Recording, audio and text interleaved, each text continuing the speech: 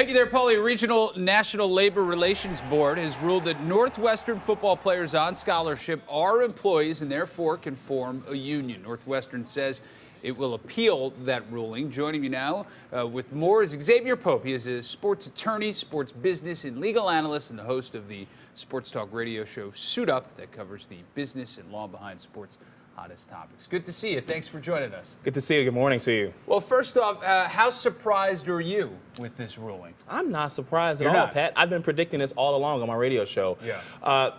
What people don't realize that the NLRB, the burden was on Northwestern to prove that it was not an employer. And a lot of media coverage, a lot of people talked about it as if it was the player's responsibility to prove to NLRB that they were not employees. Right. And so you think that they did, in fact, you think that the onus was on them and that they were employees all along. What makes you believe that they are employees of Northwestern? We have to consider that there was no legal framework for student athletes. This was a legal fiction created by the NCAA.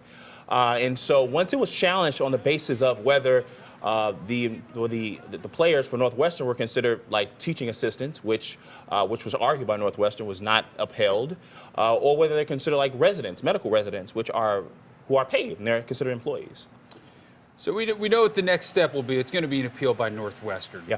And I wonder what you think their strategy will be and if you think they can win an appeal. I think that everyone's surprised at what happened. Right. So there's a chance for anything to happen. Who knows what this judge, this particular regional director may have been looking at. And so it's wide open. We don't know what's going to happen next, but it's a pretty strong framework. And there was anticipated appeal by some of the language there. And I think that the Northwestern players will prevail eventually. So if they do and they vote, which a lot of people think they will vote to form that union, again, this only applies to private universities right now. But it is something that I imagine public programs are going to be looking at and paying close attention to. How long do you think, if this goes all the way and it does become law, how long before it could affect public universities? It's going to be pretty soon, within the next 3 years. Really? Okay. I believe so, because you see that there was an NCAA case that was recently filed that based on caps on the aid that's given students. And that's another way to attack players being paid as well. And so the dominoes are just falling piece by piece by piece by piece, Pat. Is that what a lot of these colleges fear, that ultimately it is going to lead to a pay-to-play? Because right now, I mean, it seems pretty innocent. They just want extended health care. They want just a seat at the table. If that's all they really wanted, and if that's all that these universities thought they wanted, then they might put up a fight, but saying, okay. I imagine in the back of their minds, the fear is that eventually they'll have to pay players. Absolutely. It's amazing in that ruling. Employer was referred over and over again throughout that ruling, and I think that public universities obviously would be scared. I think that the tide has changed. I think that Pat Emmert, who's the head of the NCAA, talked about paying $2,000 to players. You've heard the head of the SEC, Pac-12, talk about paying players. It's just a matter of maybe negotiating the actual dollar figures when it comes down to it. It also, right now, in them forming a union, it allows them to dictate some of their playing conditions or working conditions, if you will. Absolutely. Which would seem to take some control away from the coach. Is it realistic to think that you could have a situation where the inmates are running the asylum? Yeah, I think that the system is set up for NCAA still have a lot of control mechanisms at this point. As in the pros. Yes, obviously still have. Absolutely. $235 million made by Northwestern, a lot of control in its hands, and now some of the players are getting a little bit of it. It's just reason to be nervous, obviously, by them. All right. Exavier, thanks so much for your insight. We'll keep tuned to see what happens here in the appeals, and I'm sure this will be a long, long journey. We'll have you back plenty of time. Thanks so much. Back to you guys. Magic Johnson says he's outraged and expects a harsh punishment from the league. At least 14 Clippers sponsors have terminated or suspended their deals with the team so far. Joining us now with more on the Sterling controversy is Exavier Pope. He's a sports attorney and legal analyst and the host of the sports talk radio show Suit Up. Good morning. Thanks for joining us this morning. Thank you for having me. So this guy's worth $1.9 billion. What can the NBA do to him? Well, the NBA, with a 75% vote of its owners, could elect to remove Donald Sterling from his ownership. That's difficult because typically that's only involved financial affairs, gambling, fraud, or something to that nature. If they took steps to remove Donald Sterling, he potentially might sue the league for antitrust. So it's difficult what the league can actually do. So they could remove him as owner, but they cannot force him to sell the team. No, they cannot force him to sell. They cannot force him to sell. And even if Donald Sterling sells, he bought the team in 1981 for $12.5 million.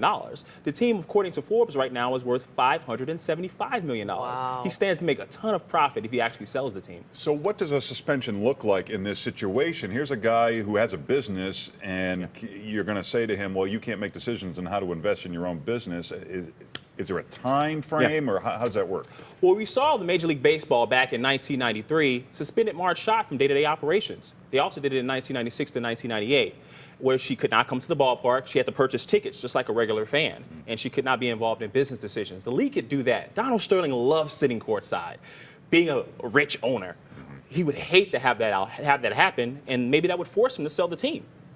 You also say the Players Association could take action. They could vote to take action, boycott or something. What do you think? The players could boycott, but I don't see that happening. You saw Mark Jackson talk about fans not coming to the game, but not having the responsibility of the players. If the players boycott it, they have a standard players agreement where they potentially could be fined or suspended. Let me ask you a question. I'm not sure if it's a technical legal question or not, but this conversation was not said at an NBA news conference. It was said in private. Yeah. How does that impact this situation? It's huge because under California's law, it's a two-party consent state. And so you have to consent to record a private conversation. And so V. Stiviano, the person that recorded the video, she could be potentially facing criminal charges. And since it was illegally obtained, it cannot be used in court. The NBA can use it for its investigation because it's a private institution. There's some indication. She says he knew he was being recorded, and if that's the case, I'm going to just spew racist things on purpose. Yeah, that makes him sound worse, but you have to look at her situation. We don't even know much about her. She's changed her name multiple times. We don't know what's going on with her. So I think as we find a little bit more about Stiviano, we see maybe her motives. Do you think the players missed an opportunity to do more than just turn their shirts inside out? You bet they did. If Blake Griffin's sponsor, Kia, and Chris Paul's sponsor, State Farm, will not play ball, why won't they? But this is the playoffs. How many teams make it to, I mean, the Clippers are not the Lakers, you know? No, they're in not. the playoffs now. Yeah, I mean, the it's playoffs. like you feel like you're disappointing your fans. They're in a tough spot. I'd play. I mean, would you? I don't know. It's a pretty tough Yeah. spot, but like Kenny Smith, the TNT analyst, said, at some point you have to take a stand and be a man. And if a sponsor who is not playing, they're playing with you, decides to say we're not going to play ball, then I think players potentially might take a stand. The collective bargaining agreement doesn't even govern the actions of Donald Sterling. It's the NBA's constitution and its bylaws. Yeah. So. And what do you think about the fans? Are they going to, boycott? It's playoff time. We've had fans unions go to the Supreme Court. Maybe fans could get together, but I don't see it happening. I really don't. I think it's up to the players, it's up to the league to make a decision. And hey, if they fine Donald Sterling, say $1 million, like they fined Mark Cuban $500,000 for criticizing officials, he could write it off. Under tax code 162, he could potentially write it off as a normal business expense. You write off a $100 million fine. Not $100 million, $1 million fine. Oh, no. Like I heard you wrong. I'm like, what? I do believe the league could potentially take steps to fine him an unprecedented amount today. Wow. 5, 10, maybe $20 million. Thanks so much, Exavier Pope. Thanks for being here. Thank you for having me. Expressed by Mr. Sterling are deeply offensive and harmful. Sentiments of this kind are contrary to the principles of inclusion and respect that form the foundation of our diverse, multicultural, and multi-ethnic league. Clippers owner Donald Sterling has been banned from the NBA for life. He'll also have to pay a fine and could be forced to sell the team. Joining us now with more on the Sterling controversy is Exavier Pope. He's a sports attorney and legal analyst and the host of the sports talk radio show Suit Up. Good morning. Good morning. So I would have to imagine that this is not over, and Mr. Sterling probably has an option to sue. Well, I stated this yesterday when I was on Fox News. I talked about Sterling basically said, I am not selling this team. This team is not for sale. So this guy clearly does not want to give up the team so easily. This is going to be a fight for the NBA, unfortunately. So we had been talking about if anyone can force him to sell, but if 3/4 of the other owners vote to say you have to sell, does he have to sell? Well, according to the league's bylaws, Section 13, if there are financial matters, fraud, gambling, those are matters typically which would oust an owner. There's a very narrow ethical as relates to other owners, but I think that the league may, during the summer, during some league meetings, decide to change some of the league's bylaws and constitution to account for this situation, be a little bit more clear, and then get rid of them. But can they retroactively apply that to him? I mean, he legally couldn't he? I mean, who knows if he'll fight it, but would it apply to him though? Potentially, it may apply to him. It may maybe clarify some of the gray areas in the NBA's bylaws and constitution. But you look at some of the sponsors that have dropped out, so many of them, and then also the labor situation.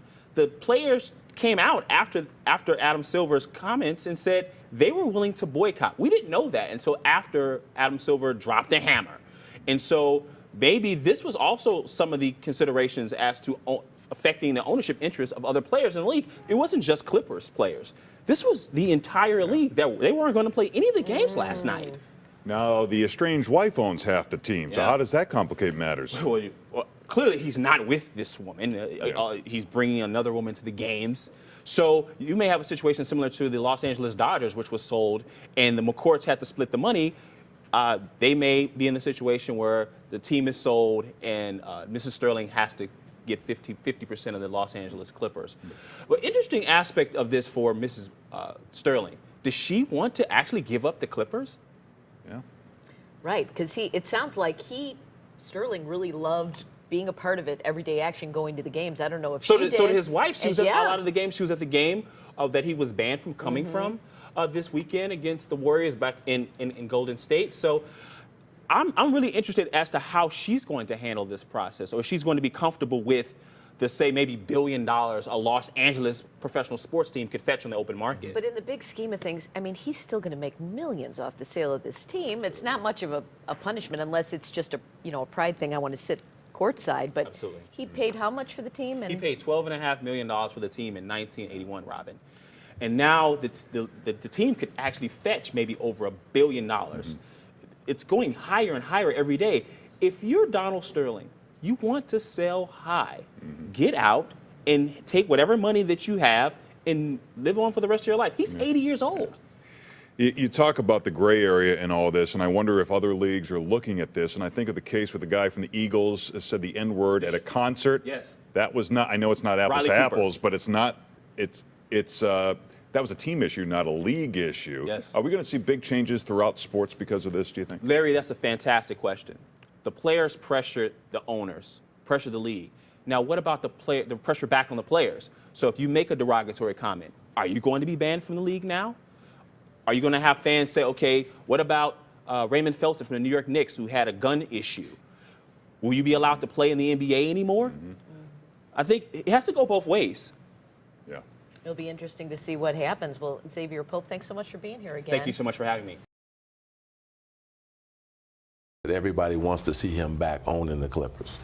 Johnson says he's still waiting for an apology from Sterling. Joining us now with more on the Sterling controversy is Exavier Pope. He's a sports attorney and legal analyst. He's also the host of sports talk radio show Suit Up. Thanks for being here. Good morning. Thank you for having me. So when I saw this Donald Sterling interview, since he waited a week to do it, you would think that he was maybe seeking legal counsel or public relations advice, but it seems like, did he never have it, or did he fire his PR people? What do you think went wrong there? Absolutely amazing.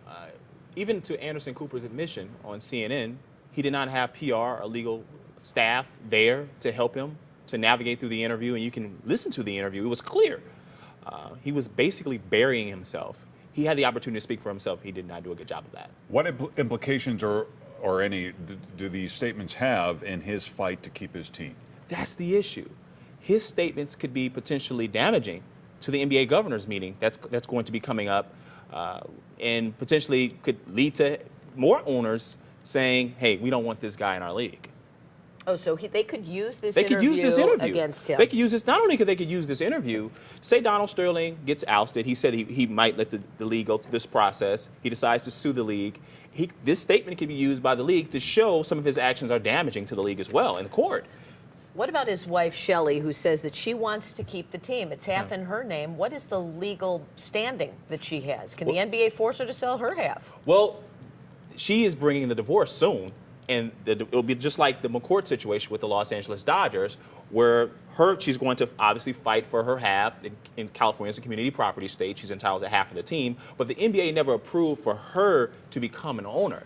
So she's going to fight for that, and the NBA has to approve for her actually to be an owner. That just doesn't exist right now. So her husband was approved to be an owner. Her owner, she was not. She's going to probably fight that, and these statements also could be used in that proceeding as well. But her lawyer says the NBA Constitution is vague on this issue that you bring up, and when it's vague, the law does not side with the people who drew up the Constitution. So does she have maybe more of a case than we think? Yeah, that's a great concept. The instrument is construed against his own drafter, but she does not necessarily have standing. Like I said, she's not an owner. Her divorce proceeding, we'll have to see how that plays out as well. I heard this morning Mark Cuban was saying that this franchise, while valued at $500 million, could go for $1 billion. And the age of the rich owner is over, and they will be these large businesses, and that will change the face of the sport, and probably other sports as well. Do you agree? And how might sports change if we have a consortium of people owning a team? Well, this has evolved over time because it was less money to own an NBA team. Now it's cost tons of money. You have to bring a consortium of people together. How it will change is that you'll have more responsibility. You'll have more people saying, hey, Donald Sterling, you stay in line. I think that it's good for the league. I don't think it's bad for the league at all. What do you think about Magic Johnson? Do you think he'd take the time to sue for slander? I mean, it was Donald Sterling saying that he had AIDS when he has HIV. Do you think that that's a possibility? I mean, it's a possibility. But you saw that Magic Johnson came out to defend specific points. He could bring in a slander suit. A, he does not have AIDS. And then B, he did not conspire to kick Donald Sterling out of the league. So those are two of the big crux that would be a part of a slander suit by Magic Johnson. But I doubt it. It'll be interesting to see what happens. Exavier, thanks so much for being with us. Thank you very much.